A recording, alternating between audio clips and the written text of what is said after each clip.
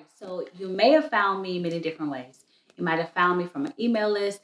You might have found me because you're on your own process and journey. You might have found me because maybe you're like, let me just see what she's talking about. I don't know, but I want to tell you that you're in the right place. I have found that when women are on a journey of becoming, that God is awakening something in them, they'll usually have a couple things going on. Number one, they'll be drawn to more womanhood teachings. They'll be drawn to learning more about what it is to be this soft woman. You know how people talk about soft era. We'll get into that later. The other thing that will happen is they're often repelled by it. Let's talk about it. Let's talk about it. Because when God is inviting you on a journey of learning more about who He has destined you to become, something in you will easily get agitated about the process of your future. How do I know? Because I used to be like that. I remember having a boss who was so happy when I was depressed that her very presence irritated me so much. Because I was like, what is all this kiki, kaka, hee hee, ha ha? What?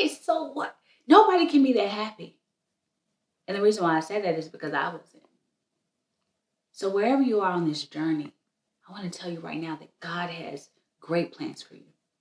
Your future is secure, and He loves you with an overwhelming love. So what I'm teaching today, for some people, I'm just planting a seed. There will be things that I teach today you may have never heard. For other people, it's a progression in your own journey. And yes, some people may get they may feel a little bit irritated, but that's all normal. But remember, at the end of the day, this is an invitation for you to become better and for you to learn from a woman who's been there, done that, and gone through so much traumas, so many things that I never thought I would overcome. Yeah, here I am today, looking at you, wherever you may be. So let's get into it. I have a couple of things. I promised my team that I'm not going to go too long today. So I have about 4 points. Will I get to all of them? I don't know. We'll see. I want you to write this down. I really want you to allow this to kind of marinate because as I'm talking, I really do feel the presence of Jesus. Now, I'm a lot of things. I'm a wife. I'm a mom of 4 children under 10. Yes. I said that. A lot of children. I'm a church planter here with my husband in Dallas. And I'm an etiquette coach. I've been an etiquette coach for many, many years, teaching etiquette, femininity, and womanhood, and so many other things. But who was I before this? Let's talk about it. So the first thing that I want to tell you, I want you to write this down. I want you to just write this down really quick. And I like for you to write it down because I like to take notes personally. I still have notes that I've written years ago that I go back and I track my own progress and journey. So write this down. Stop letting trauma stop your progress. Stop letting trauma stop your progress. What does that mean? Well, if you don't know much about me, I came from a very hard childhood, tough childhood, grueling childhood. I had a depressed mom and a drug addicted father. And I could even stop right there and, yes, it was a lot all the time. Being in an atmosphere of depression, of drugs, of, my dad had outside women. It was a lot to take in. And then as a preteen, I got molested by, hear this, my youth pastor. I know. I got molested in the actual physical church by my youth pastor named Brother Reginald. He apparently molested me and a whole bunch of other people. And when I was running from him at that young age, I felt powerless. I felt like I couldn't defend myself. I felt fear because I thought that he was taking me as like his daughter. No, he was a predator. And that experience on top of everything that I was already going through in my childhood, it marked my personality because I blamed myself for what he did to me. Maybe I smiled too much. My mom used to always put me in these pretty dresses. Maybe I wore dresses too much. Maybe if I didn't wear a dress, he wouldn't put his hand up my dress. Maybe if I didn't smile too much, I wouldn't seem inviting. And all of this trauma, I decided as a teenager, nobody's going to mess with me. I made that decision, that inner vow, that nobody was going to be able to get to me again. Because when I was in that bathroom stall when he molested me, nobody was there to rescue me. And so I decided I'm going to rescue myself forever. So before somebody can get me, I'm going to get them back. Before somebody can make me feel like I'm less than, I'm going to talk bad to them. I'm going to be mean and aggressive. I'm going to show people that I'm not soft and I'm not nice and I'm not a little girl to be messed with. I'm powerful. And you know what that was? It was a trauma response. It was a defense mechanism that I put on myself because I was violated. Hear me when I say this. You're not a child anymore. I took on this personality of somebody that was not God's design for me in order to show up in this world to make sure that I would never be taken advantage of again. And if you went through that, I'm so sorry. My heart goes out to you because I know what it's like to feel like, I remember even as a young teenager, I worked at Memphis, Tennessee at Magic Dollar. That was my first job.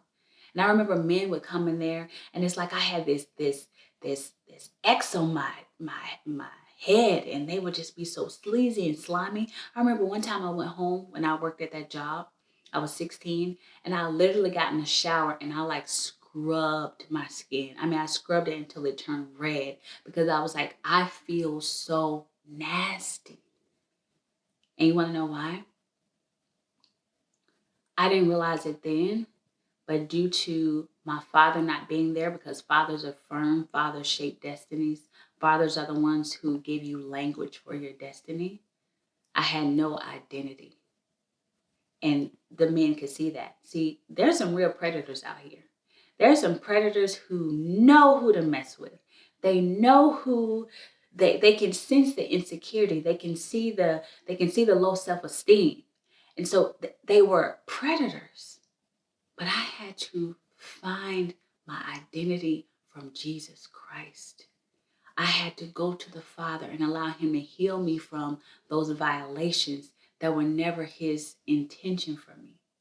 And so sometimes the closure of the chapter in your life that you wish to forget is realizing, number one, God is good.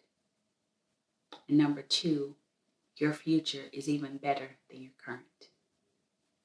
Okay, I'm trying to figure out how I'm going to get through these things. So stop letting trauma stop your progress. So in my late teens, early 20s, I still had the same persona. I would cuss you. Let me tell you something.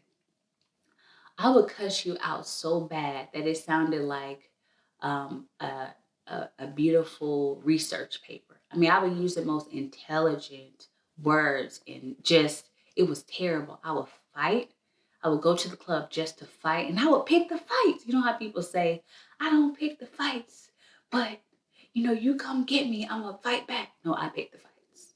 I did. My little old self, I was probably 110 pounds and I picked the fights because I wanted to prove to people that I was strong. Can I tell you something? You have to stop trying to prove yourself to people. You have to stop trying to prove to people that you're strong or you're this or you're that. Your identity comes from him. He is the one that made you. Your value, your worth is far above rubies. You don't have to prove anything to anybody. When I started learning my identity and walking in my identity, everything changed the game. I no longer have to prove anything to anyone. So it reminds me of the story of Esther, which I'll talk about more in my YouTube channel, on this channel right here with me and my husband. But Esther had to go through this purification process, right? You've heard of that. Maybe if you don't, go and read the story. She had 12 months. She had to be purified. And a lot of people, when they teach about it, they talk about her first 6 months were like a detox process. I had to detox myself from sarcasm. I was so sarcastic. I was so sarcastic. Why?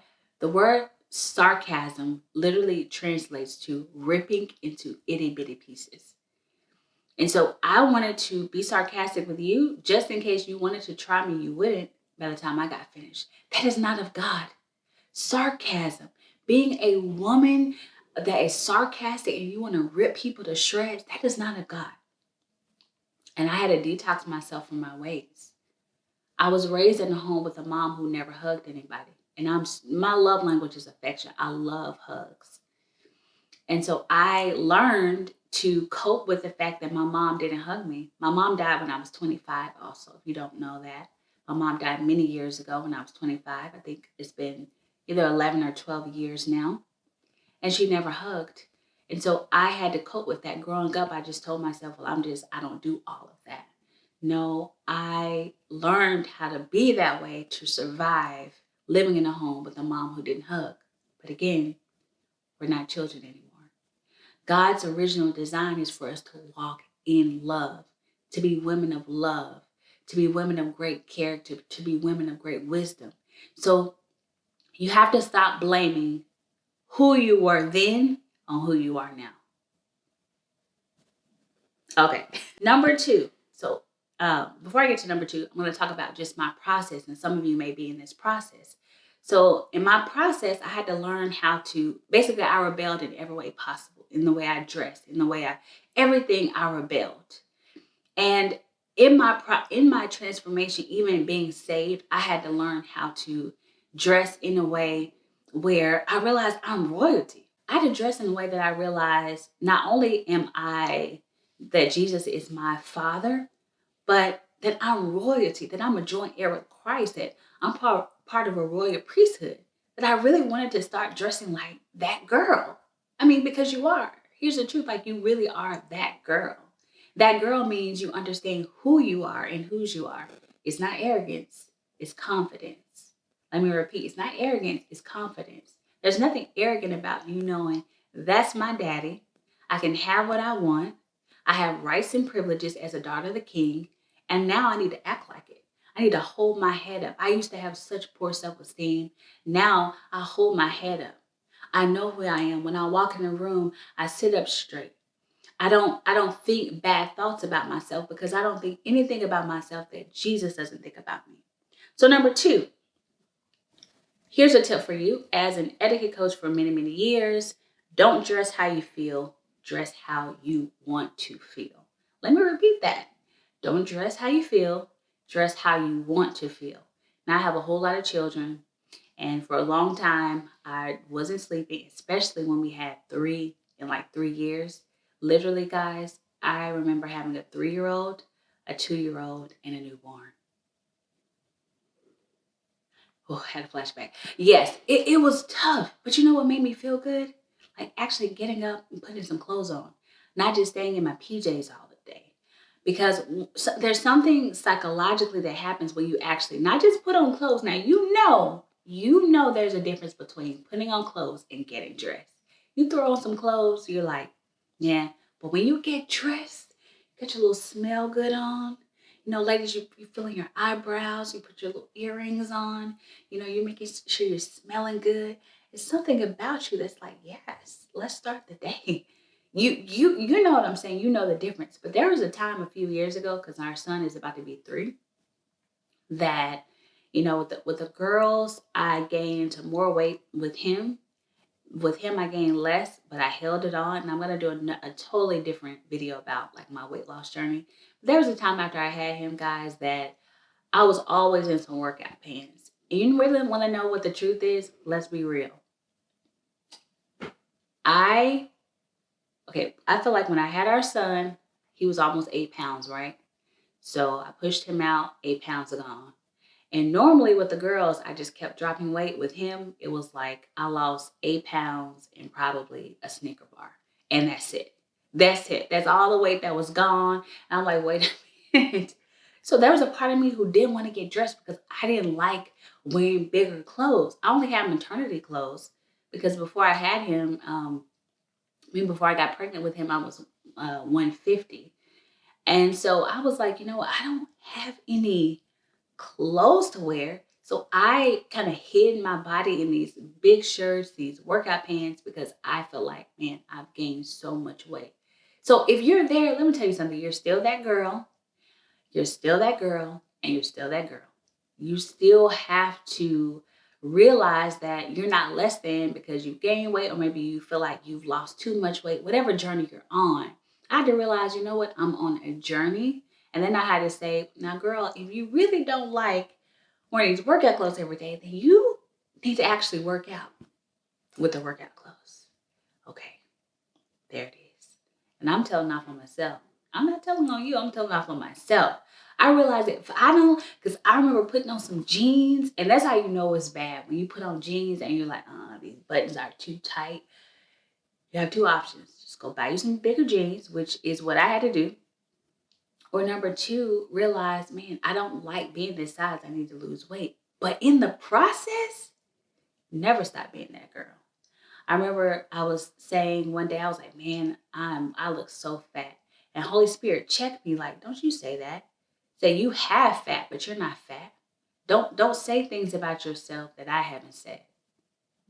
Hello. Okay, there you go. So as an etiquette coach, I want you to start showing up for yourself. Not for an event, because, most of the time we like to look good for an event, or not just for a date with your boo, but for you. I always tell people, I always wanted to be a certain size for my husband and look good for him.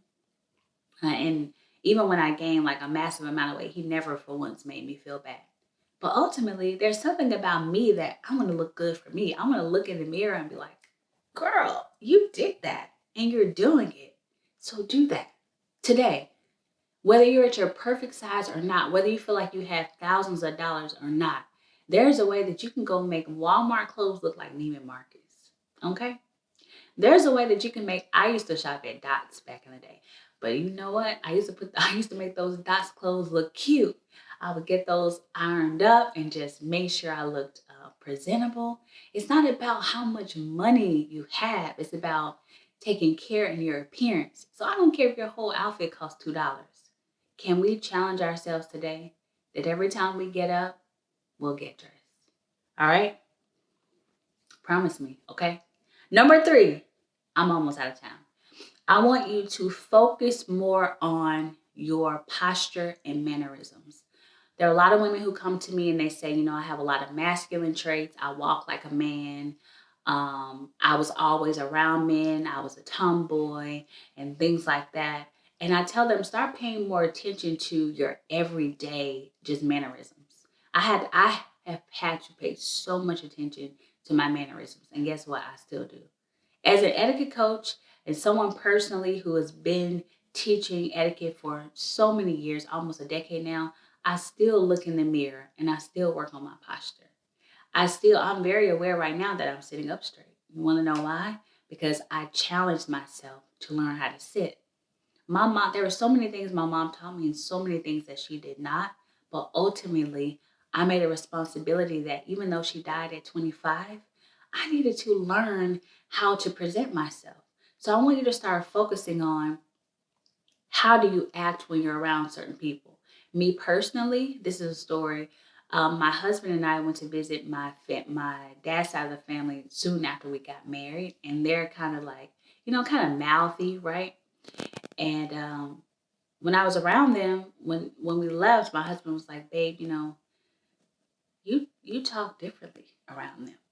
You act differently around them. You carry yourself differently around them. And I was like, I do. I was like, I didn't even realize it. There it was. I put the shell back on.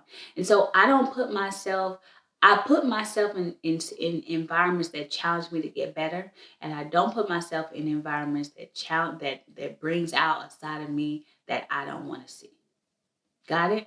So a lot of people say, well, I can't go around such and such acting all prissy and dainty. They'll talk about me. Number 1, do you have identity? Because if you have identity, you don't conform to who's around you.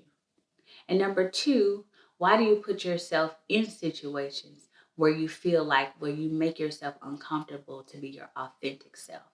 Me coming from Memphis, Tennessee, I'm just going to be honest with you. Being dainty is just not it. Okay, it's not it. I had to change my language. I had to change the way I talk.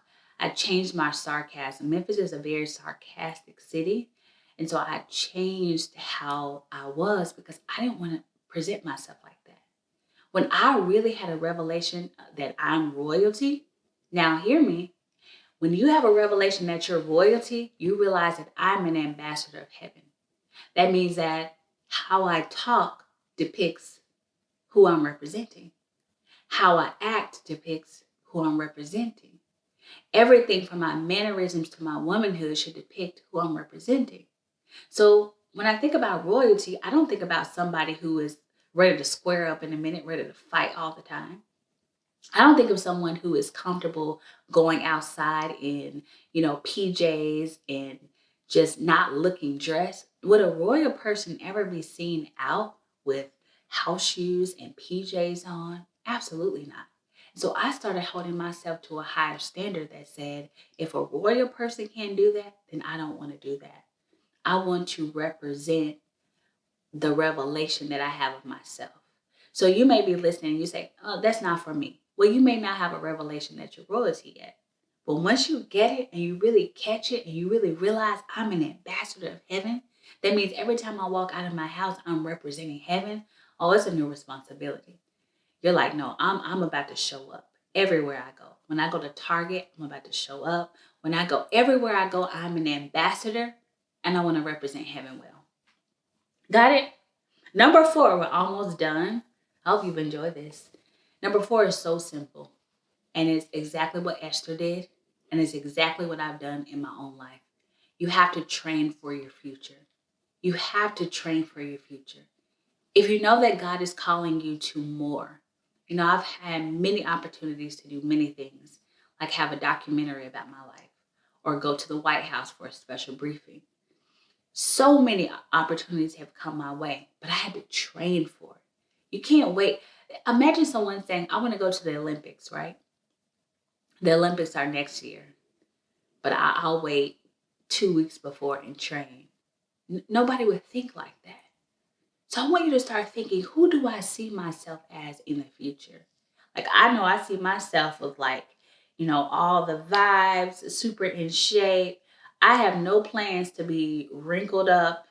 And when I'm 80, I want to have abs. I mean, I see myself in the future. I see myself full of energy. I see myself able to influence a generation of women into their womanhood. How do you see yourself? Do you see yourself as successful? Do you even see yourself as a wealthy woman? What do you see yourself as? Well, train to become her. Don't wait and say, well, I'll get there when I get there. No, start today. And for me, I found Etiquette Coaches, as you may or may not have known. I've gone through 2 etiquette certifications myself. And guess what? I was trained by women. If you know that you have masculine traits and you're a woman, then why would you not learn from a woman? So many women say, well, I know I'm rough around the edges, but I'm always around men. Let me tell you another thing that women don't like. If you're a woman, it's not normal to not have women relationships. Nobody would know another woman like a woman. My husband is my very best friend, but I also have women friends because nobody knows a woman like a woman. So I want you to put yourself in. I would love to coach you on your journey. Soon I'll have a link, or maybe even now you may see a link in this YouTube caption where you can connect with my community and you can start training for your future. That you can go through a process to begin resetting your femininity, resetting your womanhood in a community where nobody's going to talk about you, make you feel ashamed. I promise you, I've been there, done that, where people have talked about me and so many other things. We don't have this mean girl stuff over here, but a community that will challenge you and say, hey, let's work on this together. Let's work on our womanhood. Let's work on our femininity, because that's God's design. Someone asked a question and they say, well, how do you know femininity is God's design for a woman? I say, well, let me ask you a question. Is masculinity God's design for a man? And they say, of course. But there's your answer. Sometimes we don't like to agree with God's design when it challenges us. But if we're not challenged, we can't grow. So let's do the work. I'm cheering for you, and I'm so, so, so excited about your future. I love you. I hope to see you soon.